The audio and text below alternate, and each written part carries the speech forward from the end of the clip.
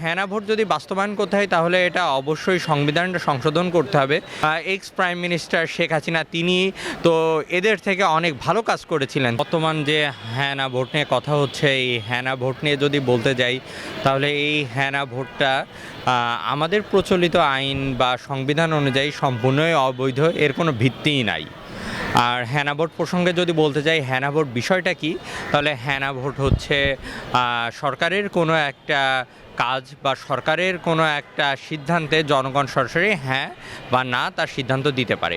আর যেহেতু এটা আমাদের সংবিধানেই নাই, সংবিধান বহির্ভূত, তাহলে এটা মতামতমূলকভাবে আমরা নিতে পারি, তাহলে অথবা এটা বাধ্যতামূলক না কোনোভাবেই।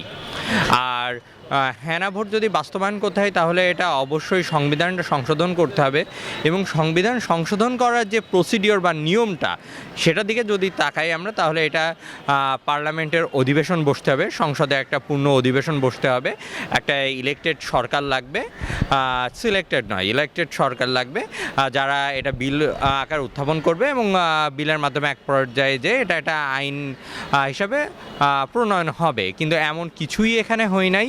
যদি আমরা এখন হ্যানা ভোটের প্রভাব বা হ্যানা ভোট বাস্তবায়ন করতে যাই, তাহলে আমাদের x prime minister Sheikh Hasina তিনি তো এদের থেকে অনেক ভালো কাজ করেছিলেন। তিনি